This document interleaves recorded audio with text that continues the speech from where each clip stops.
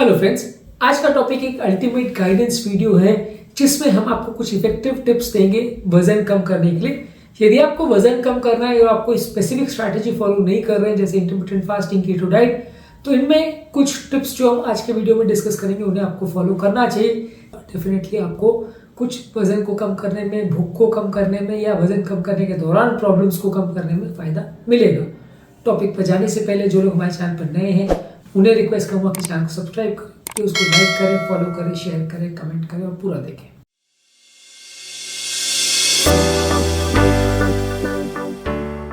वजन कम करने के लिए एक इंपॉर्टेंट चीज़ है कि आप रियलिस्टिक गोल्स रखिए। ऑन एन एवरेज लगभग 400 से 800 ग्राम पर वीक का टारगेट रखें तो ज़्यादा अच्छा है।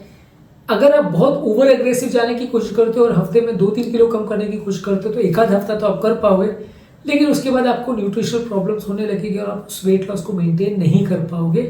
इसके अलावा आपको कोशिश यही करनी चाहिए कि ग्रेजुअल तरीके से आप वेट लॉस को करें तो लंबे समय तक उसे मेंटेन कर पाएंगे। सडन वेट लॉस करते हैं तो बॉडी का मेटाबॉलिज्म गड़बड़ा जाता है, इम्यूनोलॉजिकल प्रॉब्लम्स होने लग जाती है और बॉडी उसको अच्छे से टॉलरेट नहीं करती है। इसलिए जो भी वेट लॉस का प्रोसेस है वो कंपैरेटिवली थोड़ा धीरे धीरे, थोड़ा ग्रेजुअल हो तो ज़्यादा अच्छा है, सक्सेस के चांसेस ज़्यादा रहेंगे। इसके अलावा आपको जो भी वेट लॉस करना है उसमें आपकी हैबिट्स जो है वो हेल्दी होना चाहिए। यदि आप खाने को पूरी तरह से बंद कर देते हैं या आप पौष्टिक चीज़ों को पूरी तरह से कट डाउन कर देते हैं तो आपका रिजल्ट अच्छे नहीं आएंगे।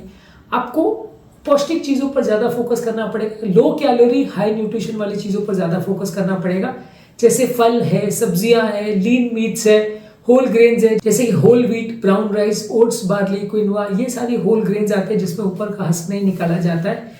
इसके अलावा हेल्दी फैट्स जैसे ऑलिव ऑयल है, एवोकाडो ऑयल है, नट्स है, सीड्स है, ये सारे हेल्दी चीज़ों पर आपको ज़्यादा पोषण के लिए कॉन्सेंट्रेट करना पड़ेगा। यदि आप अनहेल्दी चीज़ें लेते रहेंगे तो आप भले लंबा टाइम तक फास्टिंग कर ले, लेकिन आपको न्यूट्रिशनल प्रॉब्लम्स होने का चांस ज़्यादा रहेगा और लॉन्ग टर्म उसको मेंटेन कर पाना आपको मुश्किल पड़ेगा। तो इसलिए कोशिश कीजिए कि आप हेल्दी चीज़ों पर ही ज़्यादा फोकस करिए और प्रॉपर हेल्दी डाइट लीजिए। इसके अलावा आपको पानी ज़्यादा मात्रा में पीने की ज़रूरत है। कई लोग डाइटिंग के दौरान पानी का कम करने का कोशिश करते हैं, निर्जल उपवास करते हैं, ये अपने आप में डेट्रीमेंटल है और उसके दौरान आपको किडनी का प्रॉब्लम भी हो सकता है। रिलीजियसली कोई करे तो चलता है, लेकिन अदरवाइज आप अगर फास्टिंग करने के लिए या वजन कम करने के लिए पानी को कट डाउन कर रहे हैं तो उसमें आपको फायदे के बदले नुकसान हो सकता है और वो आपके हार्ट और किडनी पर बुरा असर डाल सकता है। तो इसलिए आपको ये कोशिश करनी है कि आपको पानी बंद नहीं करना है, ज़्यादा मात्रा में पानी लेना है। इसके अलावा आपको एक बैलेंस और संतुलित आहार लेने की ज़रूरत है जहाँ पे कार्बोहाइड्रेट, फैट्स, प्रोटीन सब कुछ आपके हर मील में होना चाहिए। यदि आपने डाइटिंग करी और दिन भर में एक खाना खा रहे हैं और उसमें भी आप बर्गर, पिज़्ज़ा या चॉकलेट जैसी चीज़ें खा रहे हैं, कि बेकरी के आइटम्स खा रहे हैं, ब्रेड खा रहे हैं, सैंडविचेस खा रहे हैं, तो ये सारी चीज़ें कंपेरेटिवली अनहेल्दी होती है। तो आपको उसको कोशिश करके संतुलित आहार बनाना पड़ेगा, तभी आपकी न्यूट्रिशनल रिक्वायरमेंट्स पूरी होगी और आप लंबे समय तक फास्टिंग को कर पाओगे।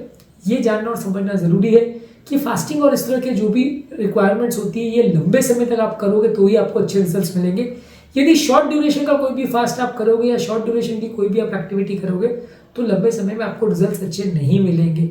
आपको प्रॉपर संतुलित आहार लेना पड़ेगा, क्या खा रहे हो क्या नहीं खा रहे हो उस पर फोकस करना पड़ेगा, प्रोसेस फूड को कम करना पड़ेगा, शुगर वाली चीज़ों को कम करना पड़ेगा, जूसेस को कम करना पड़ेगा, शुगर वाले बेवरेजेस को कम करना पड़ेगा। ये सारी ही चीज़ें जब तक आप नहीं फॉलो करोगे प्रॉपरली और अनहेल्दी डाइट के साथ अगर आप डाइटिंग करना चाहोगे तो आपको नुकसान होगा, हेल्थ आपकी बिगड़ भी सकती है। इसके अलावा आपको ये कोशिश करनी है कि आप रेगुलर एक्सरसाइज कीजिए। यदि आप फास्टिंग भी कर रहे हैं या आप कीटोजेनिक डाइट भी कर रहे हैं जहाँ आप डाइट के माध्यम से वजन को कम करने का प्रयास भी कर रहे हैं तो भी आपको रेगुलर एक्सरसाइज करना चाहिए। आपकी मसल की टोन को इम्प्रोवाइज करता है और कैलोरी लूज करने में तो मदद करता ही है। यदि इस टाइम पे आप बैठे बैठे का जीवन जियोगे या बहुत सीडेंटरी लाइफ अगर जीने का प्रयास करोगे तो इस दौरान आपका वजन लॉस उतना अच्छा नहीं होगा, रिजल्ट्स उतने अच्छे नहीं मिलेंगे। बॉडी अपनी मेटाबॉलिज्म को कम कर देगी, प्रोटीन लॉस होना चालू हो जाएगा, मसल्स वीक हो जाएंगे। तो मसल मास के लिए भी थोड़ा वर्क करिए, साथ में एक्सरसाइज भी करिए, तो इससे आपके डाइटिंग का प्रोसेस कंपैरेटिवली थोड़ा बेटर होगा। इसके अलावा जो भी आप फास्टिंग का रेजिम करते हैं या जो भी आप एक्टिविटी करना चाहते हैं, जो भी आप तरह का वजन लॉस करना चाहते हैं, उसको एक रूटीन एक्टिविटी बना दीजिए जिसको आप सस्टेन कर सके। यदि आप कोशिश करते हो कि 2 दिन आप फास्ट करो या 5 दिन फास्ट करो और जिंदगी में एक ही बार आप वो कर पाते हो तो आपको रिजल्ट अच्छे नहीं मिलेंगे। आपको ये कोशिश करनी है कि अगर 12 घंटे भी आप फास्ट कर रहे हो या 16 घंटे भी फास्ट कर रहे हो तो उसको डेली करना है, लंबे समय तक करना है। शॉर्ट ड्यूरेशन फास्टिंग से आपको रिजल्ट्स नहीं मिलेंगे। इसीलिए आपको ये कोशिश करनी है कि जो भी पद्धति आप अपनाएं उसे लंबे समय तक फॉलो करें और उसे कंटिन्यू कर सकें, वही स्ट्रैटेजी यूज़ करें। जो स्ट्रैटेजी में आप थोड़े दिन करके क्रैश डाइट उसको बंद करना चाहते हैं तो वो आपके लिए लंबे समय में अच्छे रिजल्ट्स नहीं लेके आएगी और वहाँ आपको लॉन्ग टर्म प्रॉब्लम्स ही ज़्यादा आएगी। इसके अलावा आपको एक्सरसाइज करने के बाद अच्छी नींद की भी ज़रूरत है। यदि आप अच्छा नींद नहीं लेते हो तो बॉडी में स्ट्रेस हार्मोन ज़्यादा बनते हैं जो कि ओवरऑल किसी के लिए हेल्दी नहीं होते, आपकी ओवर ईटिंग और फीडिंग हैबिट्स को अफेक्ट करते हैं जिससे आपकी हेल्थ बिगड़ने का अंदेशा रहता है। तो इसलिए आपको एडिक्वेट मात्रा में स्लीप भी, नींद भी लेने की ज़रूरत है।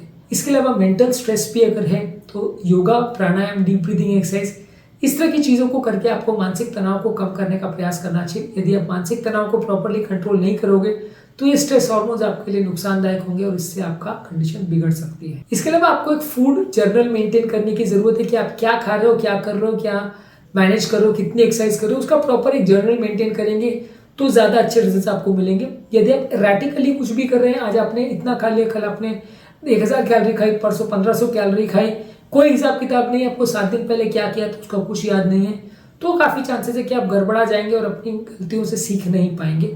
यदि आप प्रॉपर फूड जर्नल मेंटेन करते हैं तो काफ़ी चांसेस है कि आप क्या गलतियां कर रहे हो उसको बैक में जाके आप ट्रैक भी कर सकते हो, कहाँ पे आप सक्सेसफुल हो रहे हो, कहाँ पे अनसक्सेसफुल हो रहे हो, आपके रेजिमेंट की क्या अच्छाइयाँ हैं, क्या बुराइयाँ, इसको प्रॉपरली आप असेस कर पाओगे यदि आप उसका प्रॉपर चार्टिंग करोगे। यदि आप रैंडमली किसी ऐप में भी या किसी डायरी में भी एंट्री करोगे तो भी उससे फायदा मिलेगा।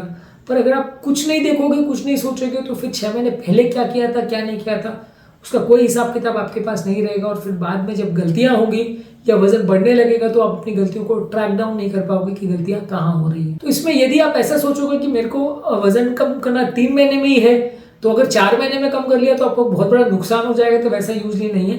अनलेस आपकी कोई बड़ा फैमिली में ओकेजन है या कोई पार्टी है या कोई सेलिब्रेशन है, कोई आउटिंग है जिसके लिए आप वजन कम करना चाह रहे हो टारगेट के हिसाब से, तो अलग चीज़ है। पर अदरवाइज आप इसको लॉन्ग टर्म प्लानिंग के हिसाब से करोगे और छोटी छोटी विक्ट्रीज को सेलिब्रेट करोगे तो ज़्यादा अच्छा है। आप अगर शॉर्ट ड्यूरेशन में लंबे टारगेट्स रखोगे, नहीं अचीव कर पाओगे और डिप्रेशन में जाओगे तो काफ़ी चांस है कि आप फेल होते रहोगे और बार बार परेशान होते रहोगे, डिप्रेशन में जाते रहोगे, अगली बार मेहनत करने की इच्छा भी नहीं होगी। इसके अलावा आपको प्रोफेशनल गाइडेंस लेने की ज़रूरत है जहाँ कभी भी आप गलती करते हैं, क्योंकि बहुत सारी चीज़ें क्या है, रूटीन चीज़ों में आपको पता नहीं चल पाता, आप छोटी मोटी गलतियाँ करते रहते हैं।